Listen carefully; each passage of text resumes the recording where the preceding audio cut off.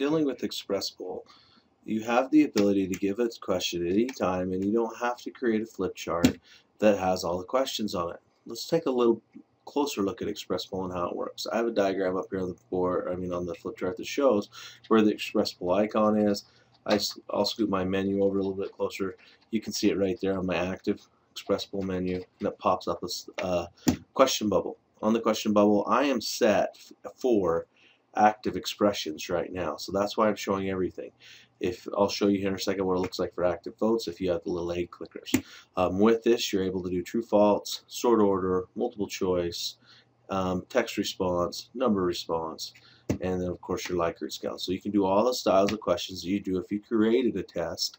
But you don't have to do that. This is really nice, and I'm going to show you a couple options you can do with it when you're out on looking at the web pages or anything like that, or even other district applications that you can use it with.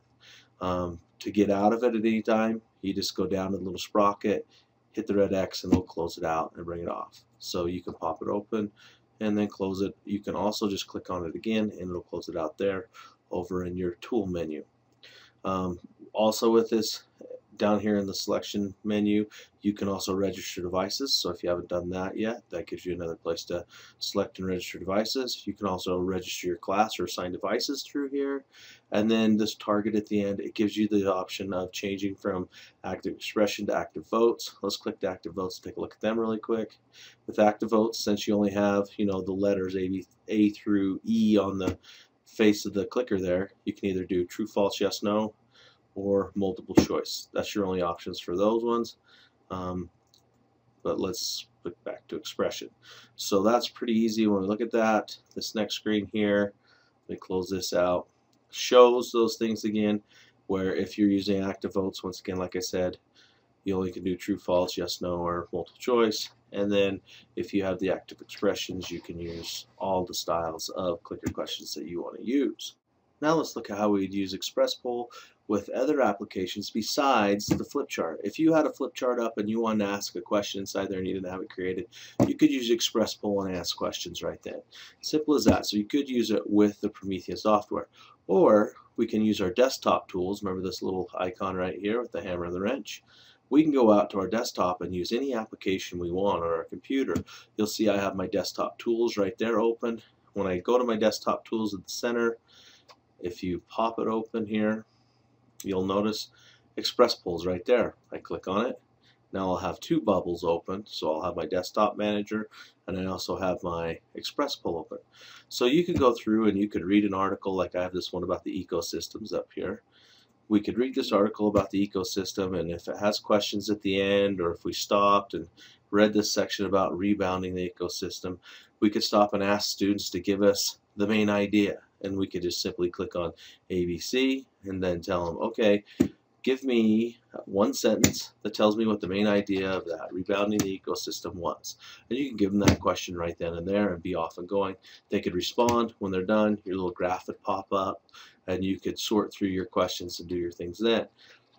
Just like any other questions, if you had, say, maybe multiple choice on the board, or the question at the end had a comprehension question that had multiple choice like a lot of articles do for kids, you could just simply ABC and select from there and tell them one right answer, and then they could do the multiple choice with that. What's nice is when you finish this, so let's just close this one out. No, let's not allow. This gives you the option after we did the ABC. When they all pop up, they'll all be blue because nobody has the correct answer set.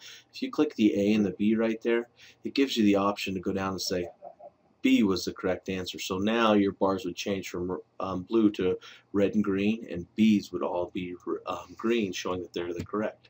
So that's really quick how you could add an answer to a multiple choice or any other question you do for that matter as you're going through there, just by simply checking the box underneath it. Here's another website now. This is just Discovery Ed. We could see how we could use it with that. Right at the first of this little video clip I selected, you can see they already have comprehension questions here. So as you think of this, keep these questions in mind. The first half of this program, keep these questions in mind. And you can simply pause and say, all right, answer this question right here. Why did the British need to tax the colonies? And once again, we could do a text response. You could even do an oral, a multiple choice. You could say, because they needed to build ships, they needed to do something. You could just make up those multiple choices as you go, and the kids could respond that way. So the options are pretty endless here with what you want to do with these. Once you close it out and finalize the question, once again your graph will pop up there, and you'll be able to decide which one's the correct answer and go on from there. So that's pretty simple, or pretty quick there with what the express pull is. Once again, to close this, we just click there. To get back to our flip chart, we just go to our right there, and that takes us right back in.